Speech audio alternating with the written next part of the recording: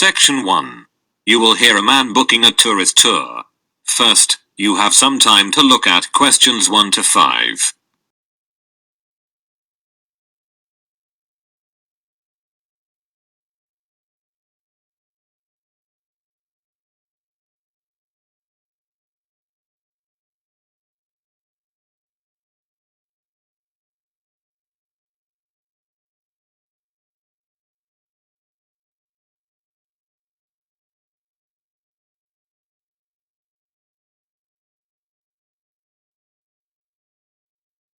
You can see that there is an example that has been done for you. On this occasion only, the conversation relating to this will be played first. Hello, Mr. Smith. How can I be of assistance today? Good morning. I would like to book a tour to Sydney. The man answers the question. Tour to Sydney. So the word Sydney has been written on the top of the form. Now we shall begin. You should answer the questions as you listen, because you will not hear the recording a second time. Listen carefully, and answer questions 1 to 5.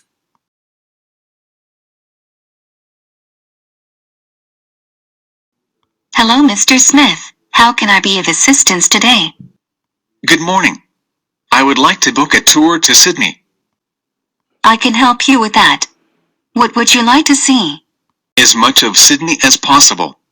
What are my choices? There are a number of choices. What type of tour would you like?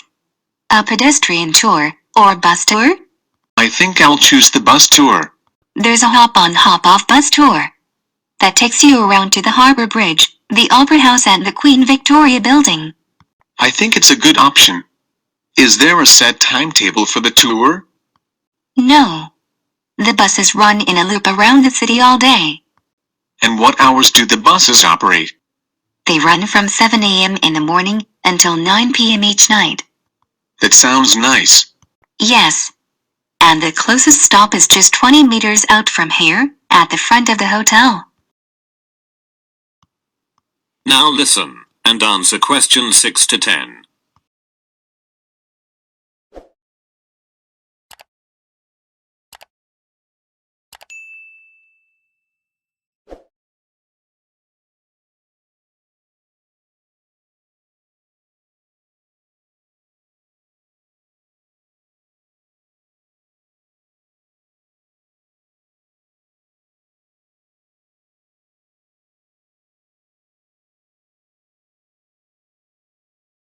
What ticket types do you have?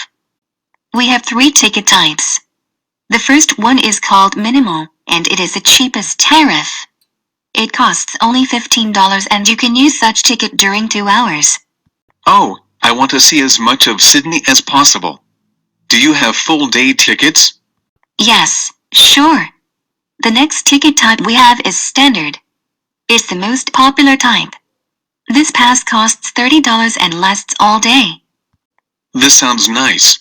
We also have a premium ticket. You can buy it for $55. This pass lasts all day and includes free drinks and snacks during your trip. And you will be provided with an audio guide. I think I'll buy the premium ticket. Great! That is the end of section 1. You now have half a minute to check your answers.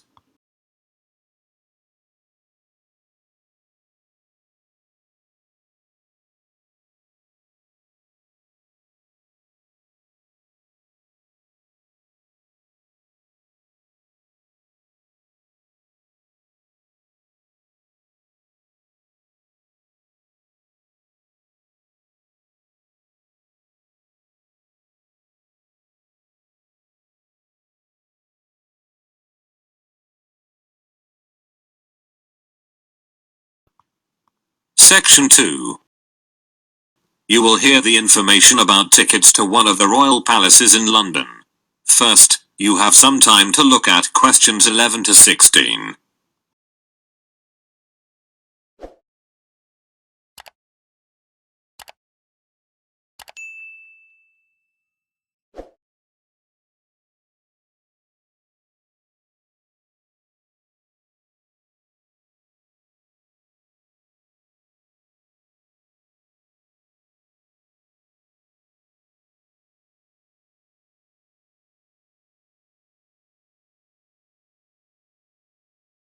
As you listen to the first part of the talk, answer questions 11 to 15.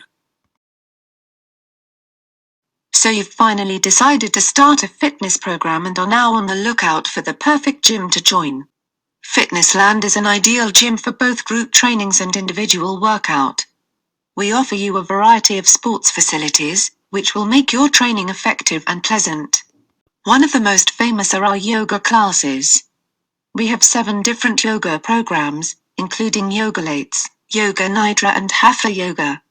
We also want to open Pilates section soon, which will combine relaxation techniques and keep fit exercises.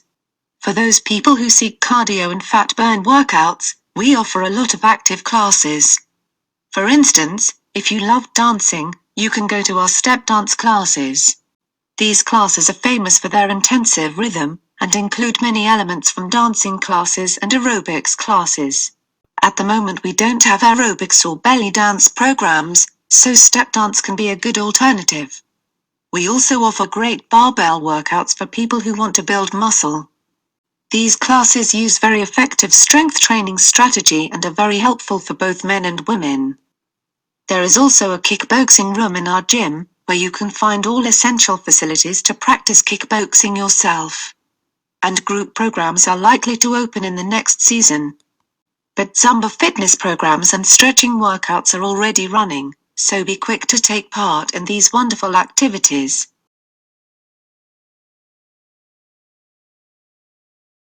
Now listen, and answer questions 16 to 20.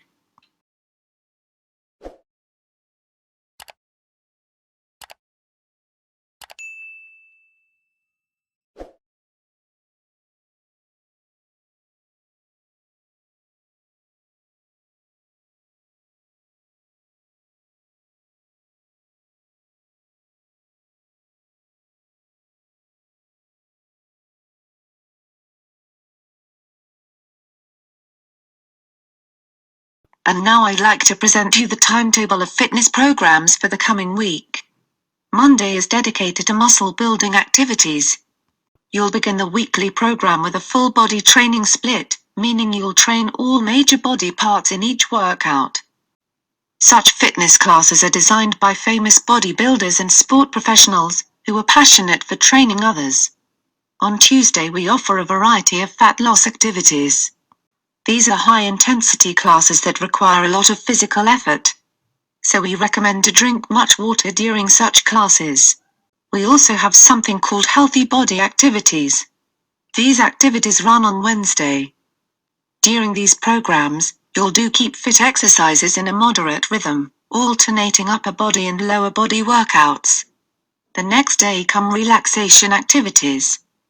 These activities are developed for physical, mental and spiritual practice, and include different kinds of yoga and pilates.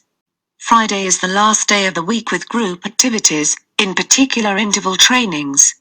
Such programs involve series of low to high intensity exercise workouts, interspersed with rest or relief periods. We hope that you'll find your ideal activities in this timetable. But don't forget that you can train individually any day of the week. That is the end of section 2. You now have half a minute to check your answers.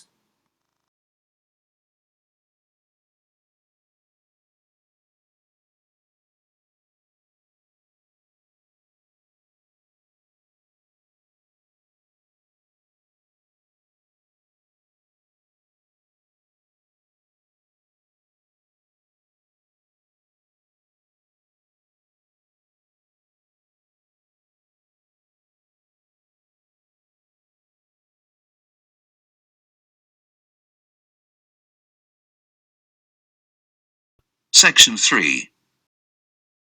You will hear a scientific discussion about how people experience pain. First, you have some time to look at questions 21 to 25.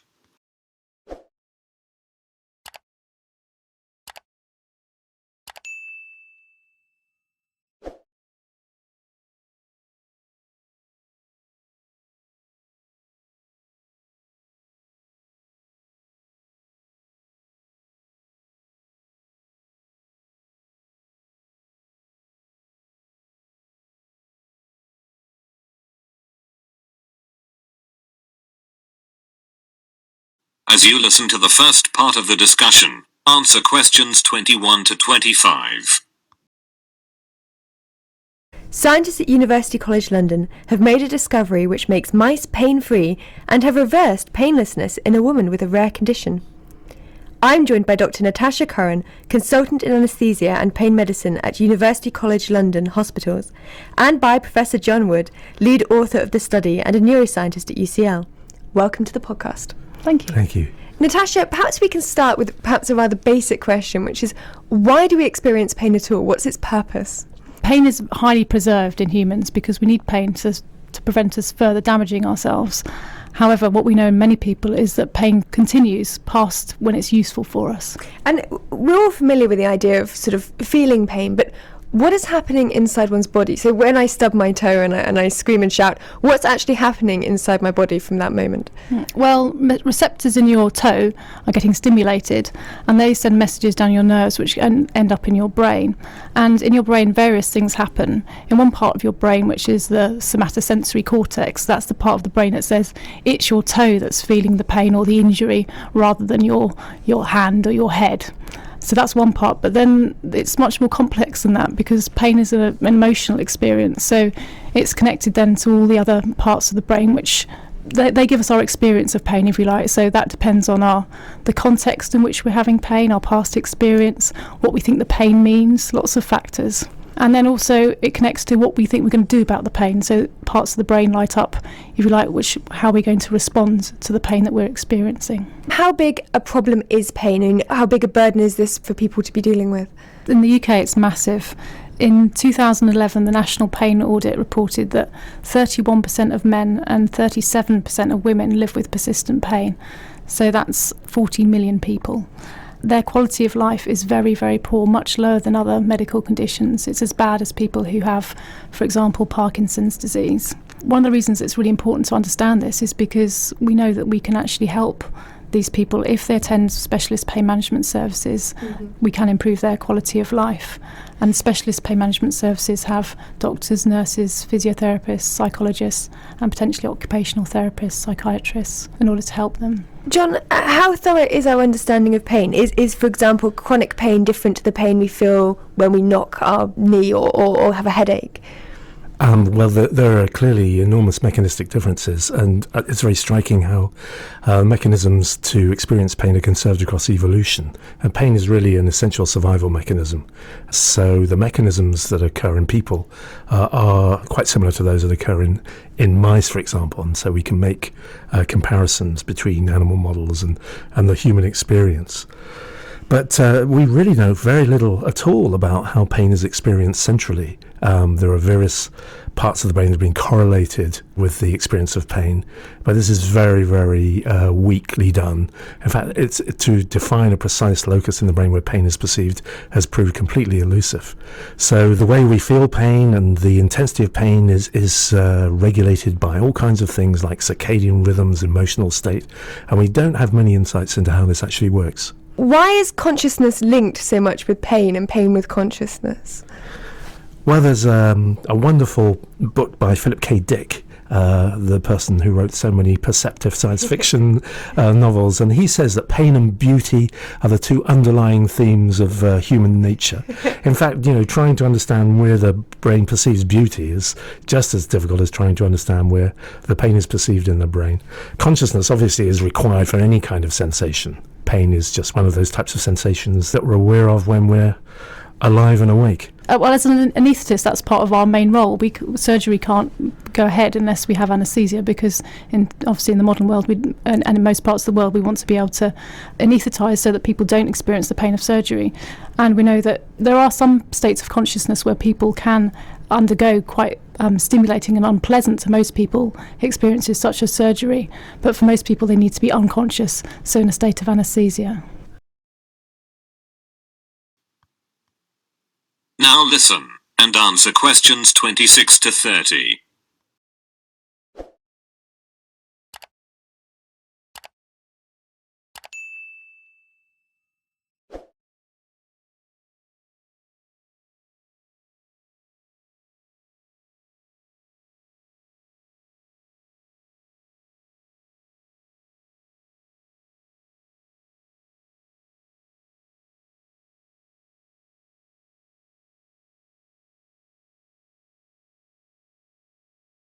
It sounds like we have some clues as to how pain works, although there's a lot that we don't know. Is that why it's so difficult to find ways to block it, because we don't really understand the mechanisms particularly well? I think what we do understand is the kind of area that Natasha works in, which is the sensation of tissue damage by specialised nerves in the skin and the muscle and the viscera, and how those nerves are activated and send electrical signals. So the activity of those nerves is absolutely required for most pain states. And so by focusing on them, we can actually find ways to treat pain without understanding anything about pain perception. And so that's the focus of interest of most pain scientists. And that's where anaesthetists also are working in terms of blocking the drive into the central nervous system. But pain perception itself is completely mysterious. A good example of this might be one I explain to my patients, which is a phantom limb pain. Listeners might have heard of this already. It's when people can have a painful limb once they've had an amputation. So a person may have had to have an amputation for a medical reason, such as the leg in this case, let's say, might become gangrenous. So that's done under anaesthesia as a surgical procedure. But after the operation and the wound's healed, then people who are unfortunate enough to get this phenomenon can then experience sensations in that leg which has been removed, and not just sensations, that if they've had pain there before, they can often experience pain. So even though the leg's not there, it's no longer physically present, the patient still feels that their leg's there and it can be painful. And of course that's very distressing, and it also gives us the notion that pain is not just in the nerves, the peripheral nerves, the ones in the leg. It's modulated in the brain. Yeah, if I can come in there. Yes, pain has nothing to do with the peripheral nerves. Pain is in the brain. But there's a requirement for nervous input from the periphery in order to feel pain.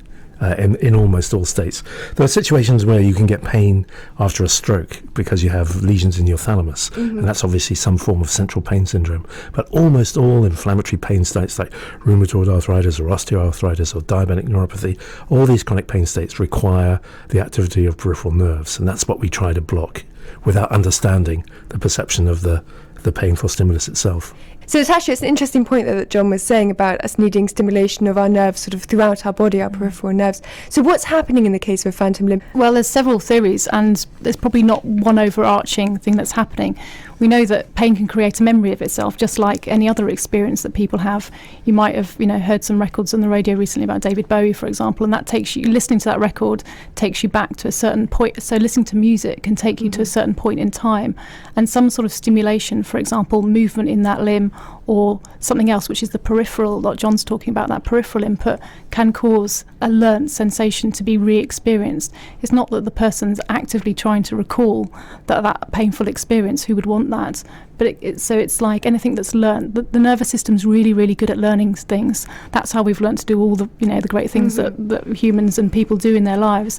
Unfortunately, it's almost like it can get switched on for some sensations, and then the person continues to feel that pain, even though there's no obvious mechanistic reason for them to continue to feel it.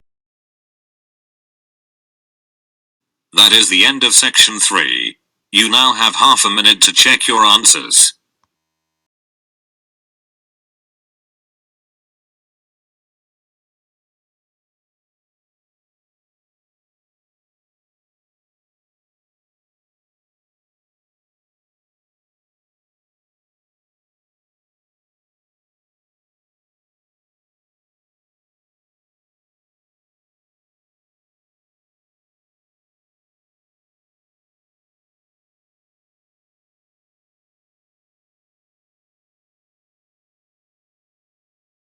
Section 4. You will hear a podcast about technology and mental health. First, you have some time to look at questions 31 to 40.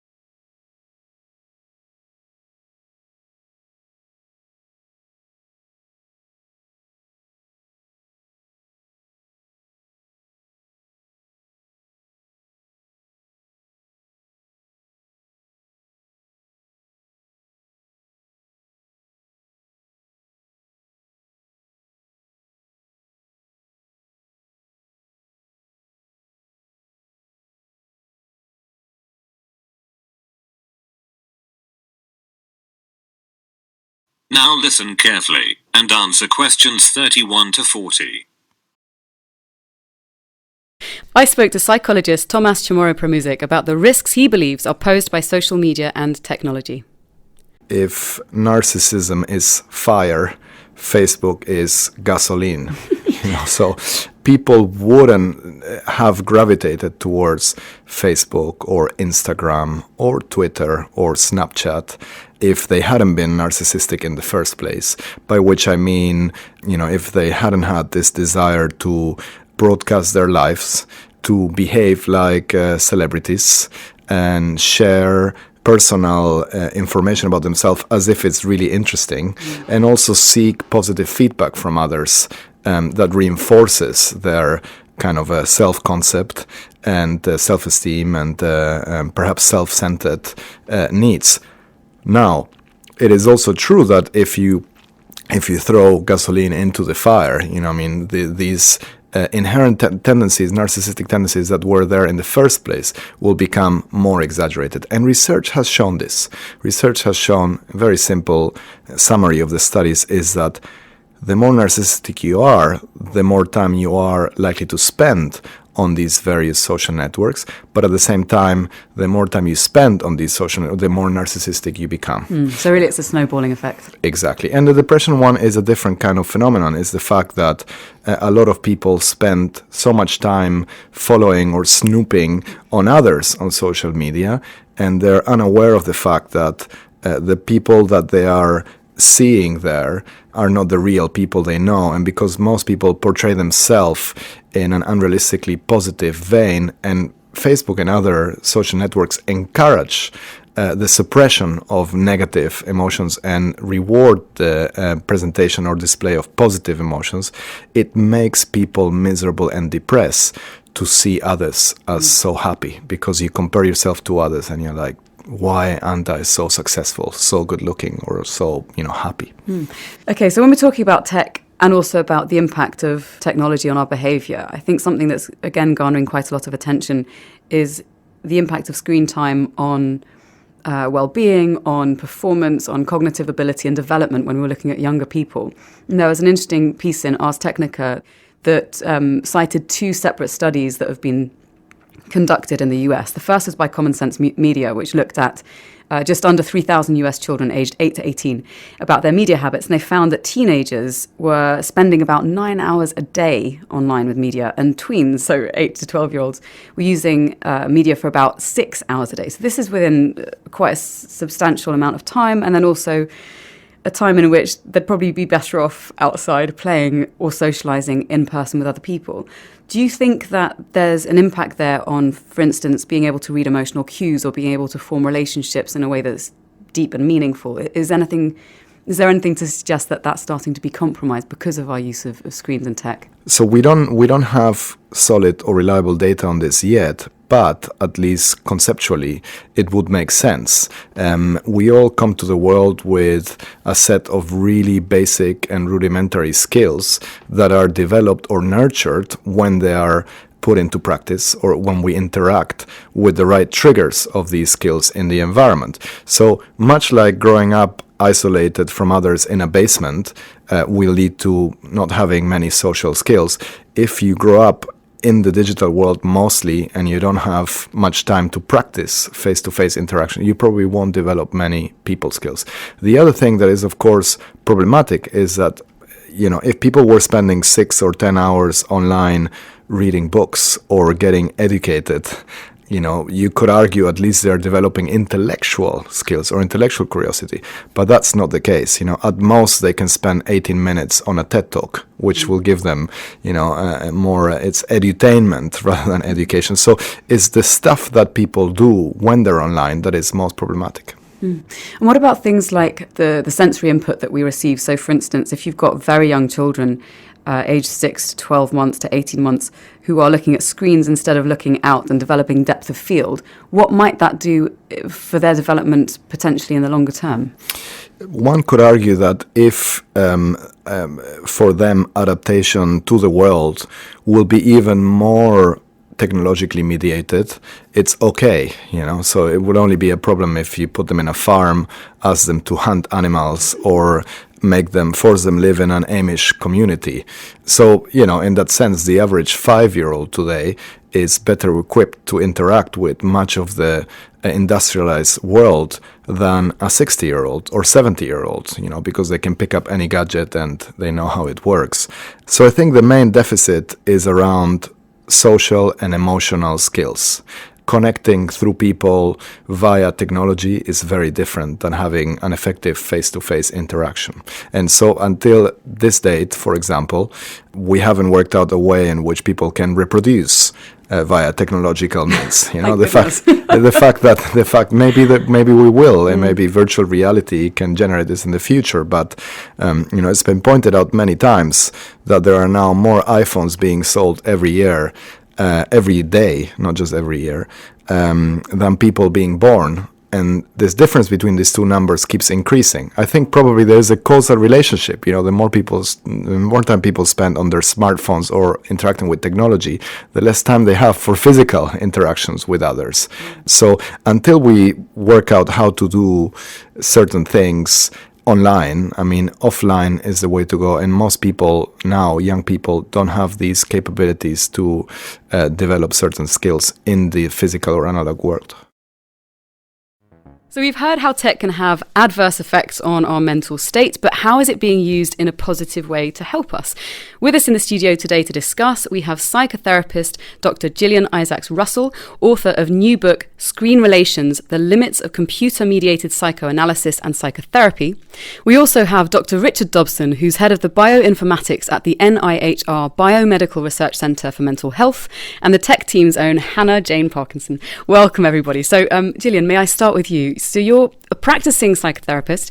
How do you find that tech has affected your profession? So maybe with the advent of remote online therapy, should we start there? Yes. Well, I actually have done quite a bit of technologically mediated treatment, partly because I moved from the UK in 2008 to a remote area in the Black Hills of South Dakota, but wanted to keep practicing. And so I attempted to use a platform like Skype in order to see patients, and thought that it was going to really help me to avoid any of the pitfalls of space, distance, time. I could just be anywhere, anytime. And what I discovered, and what led to my research and this book, was that there are some very distinct differences between working on the screen and working co-presently in the room. So we're all familiar with this idea of traditional Jungian psychoanalysis of lying back in a room on a couch and having our dreams interpreted and being in relationship present with the psychotherapist. But that's not the kind of therapy that we're talking about when we're talking about screen-mediated therapy. What have you seen in terms of the change and possibly the use of CBT with screen-mediated technology, and why is it suitable for online use? I think that the therapies like CBT or positive psychology, self-help, could be very appropriate for online use because they are didactic. They aren't based in a relationship. And the kind of talking therapies that you were referring to earlier are actually very strongly anchored in having a relationship. So if you're actually giving instructions to someone, if you are teaching them something, then of course it can be communicated through a screen. But if you are actually having to pay attention to the implicit, nonverbal part of the relationship, which we must do, then it doesn't come across in the same way. 60% of our communication is nonverbal and implicit.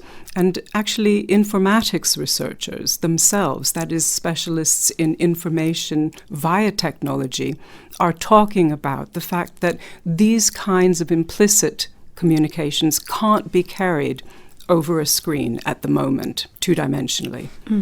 So do you think that there are risks associated with the more didactic kind of instructive practices like cognitive behavioural therapy, where the patient is getting a list of instructions?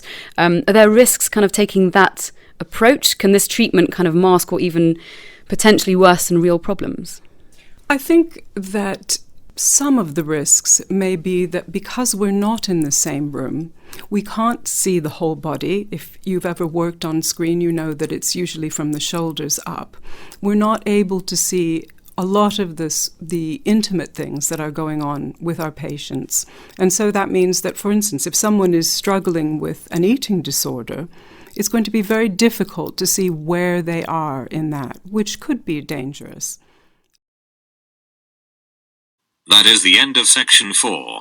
You now have half a minute to check your answers.